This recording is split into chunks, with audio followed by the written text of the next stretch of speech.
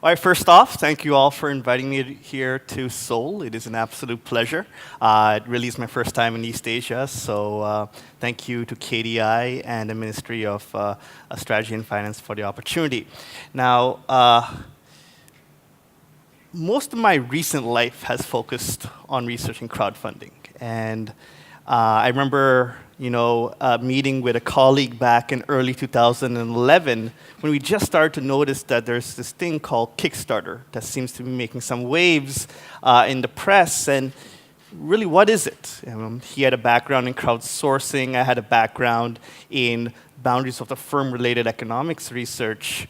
And we kind of looked at this crowdfunding opportunity as something that required some academic, inquiry. And it's really exciting for me to see how much crowdfunding has grown in the past couple of years. And it's really exciting for me to see South Korea actually really consider it as a vehicle to increase entrepreneurship and small business development in this country. I think crowdfunding has a lot of potential.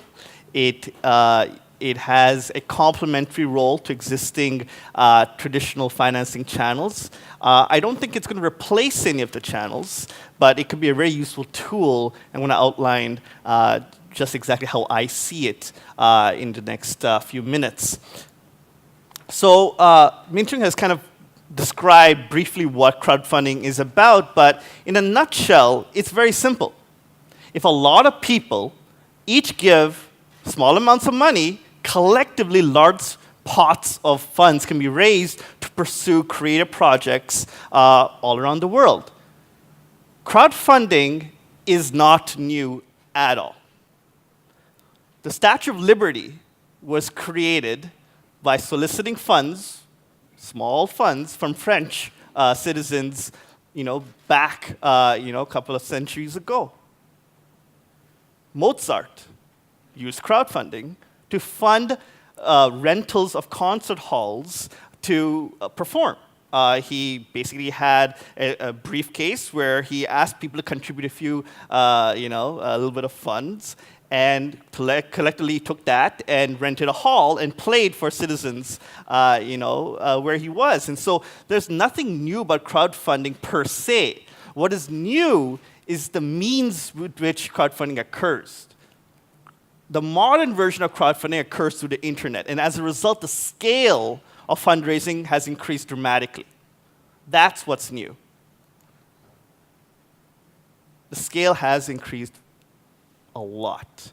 In 2014, over $16.5 billion were raised through crowdfunding platforms.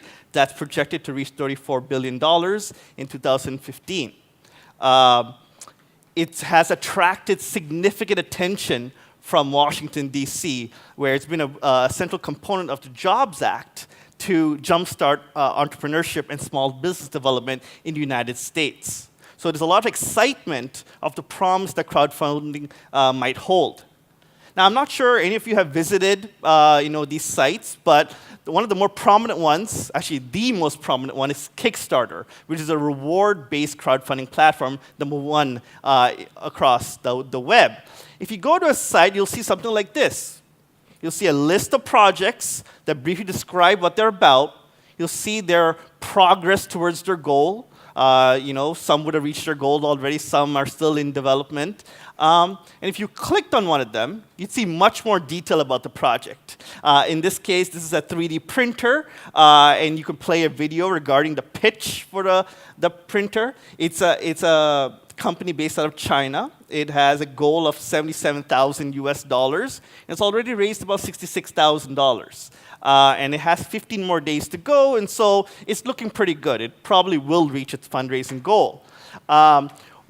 In the previous sessions yesterday, we had some discussions about, is behavior rational or irrational on these platforms? And what's kind of clear in crowdfunding, based on my research, is that it's a little bit of both.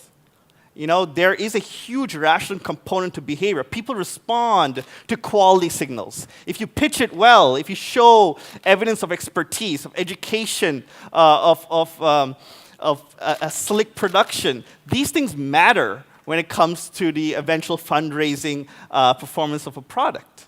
if you commit spelling errors, if you don't have much of a technical background, if you lack depth of knowledge and how to pitch the project, it'll hurt your fundraising chances. These are rational choices. These are rational behavior. But we're going to talk about some irrationality as time goes on. Minchuk did also talk about the fact that there are many different types of crowdfunding platforms. Reward-based is probably the most popular, with Kickstarter and Indiegogo leading the way. There's equity-based crowdfunding in different countries, with AngelList being a prominent example. Prosper is a good example of lending-based crowdfunding, and Just Giving and Donors Choose are probably the most dominant examples of donation-based crowdfunding. In every case, what you get in return for your investment differs. In equity crowdfunding, you get equity. In reward-based crowdfunding, you get a non-financial, tangible reward. It could be the product, it could be a thank you note. It is whatever is listed on the project website. The ePebble watch was mentioned earlier. This is probably one of the greatest success stories on crowdfunding platforms. With the original goal of $100,000, it raised over $10.2 million in just under 30 days. That led to venture capital investment in a few months.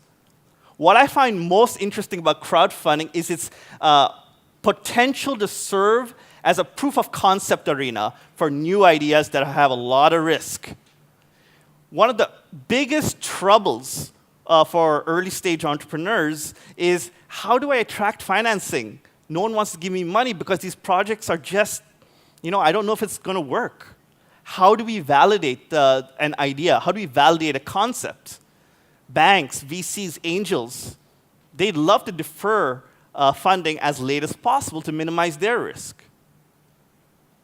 Crowdfunding can serve as a way to prove that the demand exists for a product or an idea that others might conceive as just being far-fetched. You can prove the demand for a product. The Pebble watch was denied venture capital funding all across the board. It tried desperately to achieve venture capital funding, was denied.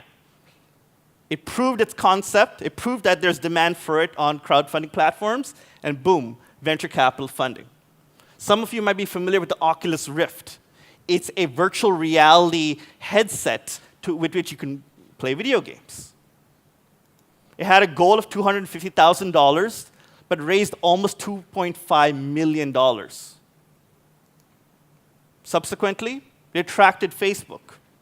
It was bought for $2 billion pretty recently. These are anecdotal examples, for sure. But it raises the possibility that more generally, crowdfunding might serve a useful tool to attract outside investment in the future. To understand that more systematically and to research that, my colleague Ethan Mollick at Wharton and myself, we conducted a survey of Kickstarter entrepreneurs from product-based categories: tech, product design, video games. And we asked them, why did you list projects on Kickstarter? What were your outcomes? What happened after the campaign ended? First off, we found that over 90% of successful projects remained as ongoing active ventures a couple of years after the campaign, which is a good sign. It actually led to companies that continued to live. This is important. Of that, about 32% reported annual revenues of about $100,000 or more a year after. No, that's notable. It's indicating that crowdfunding might actually be leading to actual entrepreneurship. Jobs were created. On average, successful ventures added 2.2 employees. That's non-negligible.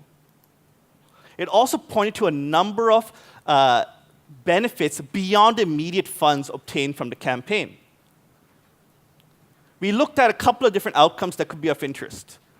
We looked at the strength of a consumer base developed as part of the campaign. We looked at press attention for the new venture. We looked at whether demand was estimated or whether a better sense of the demand for a product was obtained. We also looked at whether outside funding was obtained, and finally, whether any business partners could be secured after the campaign. We found that press attention and a passionate consumer base were some of the biggest benefits that were realized by crowdfunding campaigns. Over 45% of successful projects reported that a lot of progress was made along obtaining a strong customer base and bringing a lot of press attention to the project. In addition, about 20% of projects reported that, hey, you know what? This whole endeavor changed my assessment of the market demand for the product. No, this is important. This is important information. It's important feedback for crowdfunding ventures. Importantly, about 15% of projects reported that crowdfunding helped them obtain external financing from banks, VCs, or angel investors. 15% is not negligible at all. It's actually a fairly sizable amount. And finally, we found that more than 15% reported that crowdfunding helped a lot when it came to securing new business partners for inputs of various sorts. The numbers are more when you include at least some benefit as well. So what this shows us is that crowdfunding has a lot of use beyond the immediate funds that you secure on the platform. It has a lot of additional benefits that are all vital to entrepreneurs. Entrepreneurs need attention, they need press attention, they need business partners, they need additional capital, they need a better sense of the market demand for their products. These are all outcomes that can be helped through crowdfunding. Success on crowdfunding is critical to all these benefits. But crowdfunding outcomes tend to be very dichotomous. Either you succeed or you don't. There's no intermediate successes. There are very few projects that raise between 30% and 100% of their goal. There's no middle. So either you fail really bad or you succeed or you just succeed. Most projects succeed between 100 and 110% of the original goal. Why is there no middle? And to explore this, we kind of said, you know, we need to explore consumer behavior on these platforms. These are choices, these are contribution choices that are being made by unsophisticated investors for the most part. They may be subject to different biases in behavior. When we looked at these pages a little bit more closely, one thing was very clear. Again and again and again, it's very clearly highlighted how the project is doing with respect to its goal. Goal progress is clearly indicated at any point of time on a project page or on Kickstarter, for example. So we asked, can indications of social information, or more specifically goal progress, be influencing contribution behavior on these platforms? It's very possible. There's a big literature in psychology on the motivational effects of goals and goal pursuit. Just in the interest of time, I'm going to be a little bit short here. We first looked at how goal progress affects the number of contributions made to a crowdfunding project the next day. So when we model, we use basically a panel data set of Kickstarter contributions every day for about 4 years. And we modeled the likelihood and the number of contributions on a particular day as a function of how the project was doing the day before. We found a very strong positive effect of goal progress on the number of contributions made to a project. So when a project has raised about 10% of its goal, the next day it adds about 1.5 people to the project. But when the project's at 90% of its goal, about 3.5 people contribute to the project. And so there's a very significant increase there.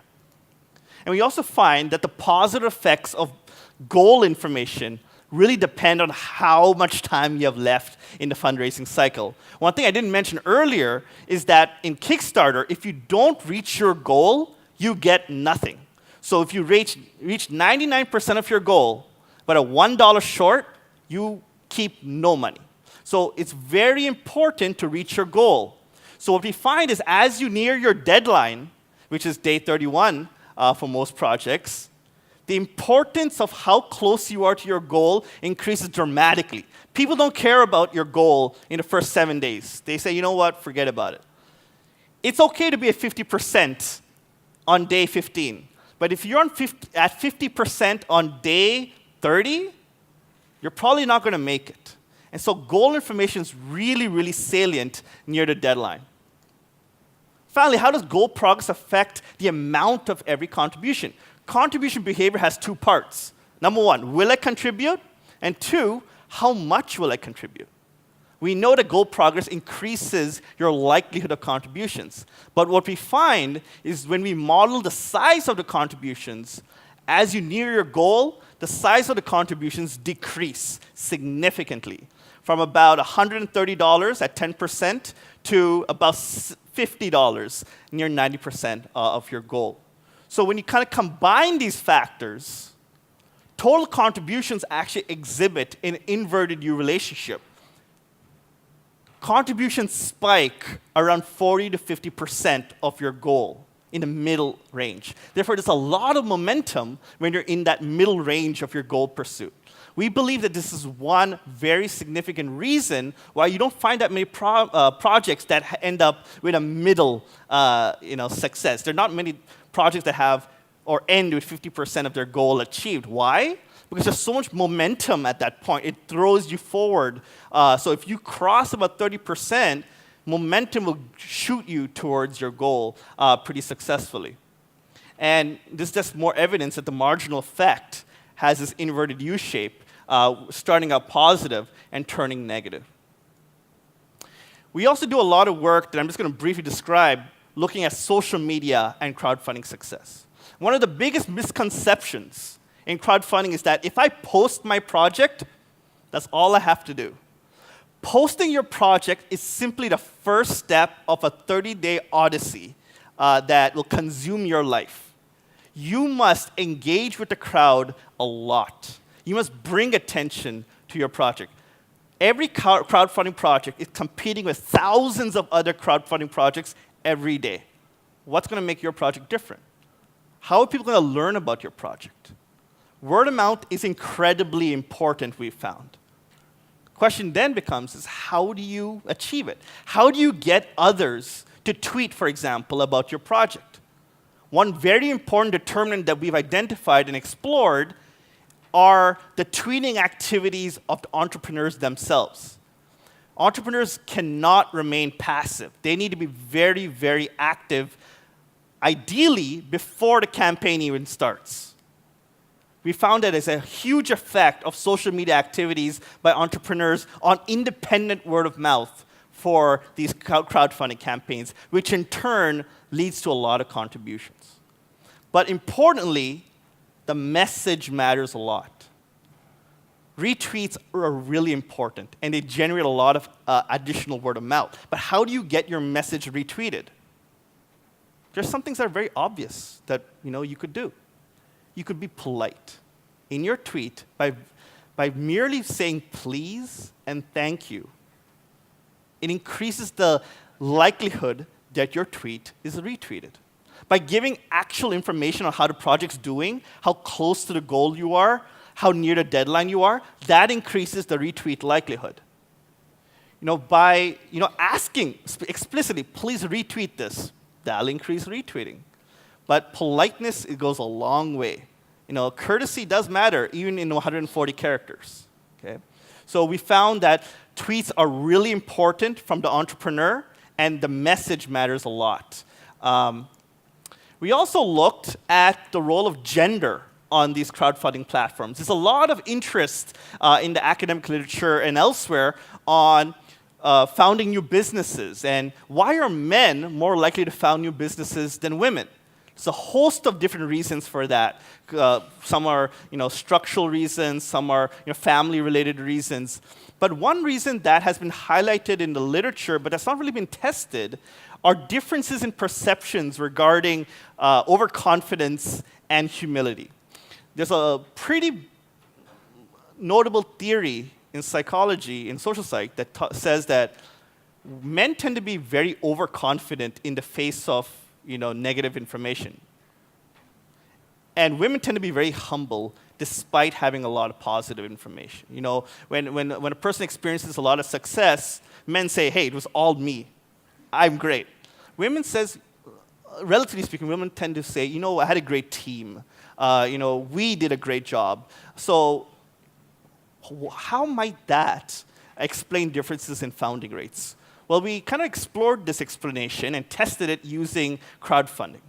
And we looked at the propensity for people who launched a first crowdfunding campaign to go ahead and launch a second crowdfunding campaign. How do your experiences the first time around affect your likelihood of launching again? We found that overall, women are 25% less likely to launch a second project compared to men. But we found that it was particularly so when that person fails by a lot or succeeds by a lot. So when women fail significantly, they say, we're not going to launch another project. Men say, you know what? I don't care that I got this negative information. I'm going to launch again. This might seem very smart for men, but they're actually very, very irrational doing so. Women are more rational listening to these negative signals than men. So this is not to say that men are better by any means. This actually shows that men are not acting rationally at all. If you listen, first attempt success is a great predictor of second attempt success. So if you fail the first time around, it actually makes sense for you not to try again. Men don't pay attention to that. When the entrepreneur experiences extreme levels of success the first time around, men are much more likely to turn that into a second attempt to capitalize on that, but women don't do so as much. And we think part of that is indications that women's increased humility holds them back from capitalizing on it as much as men do. We also looked at issues of race, and we found that there's a big racial discount afforded to African Americans. At least in the United States, we are very concerned with minority entrepreneurship, and there's increased optimism that crowdfunding might level the playing field. It's a very democratic system. Anyone can contribute. Anyone can post a project. But we find that African Americans succeed at 50% lower a rate than non-African Americans do in the United States. And we show that using the field data from Kickstarter. And what we also do, that I'm not going to talk about, but I'm just going to briefly highlight, is we ran an experiment. We took the exact same project. On one project, we showed a Caucasian male. For the exact same project, we then just changed the picture of the entrepreneur to an African-American male. Equivalent attractiveness, equivalent smile, everything. People judged the quality of that project to be lower, and they were less likely to fund that project as a result. So crowdfunding holds a lot of promise, but there's still a lot of biases that are troublesome, that further research is needed to tease apart. Okay?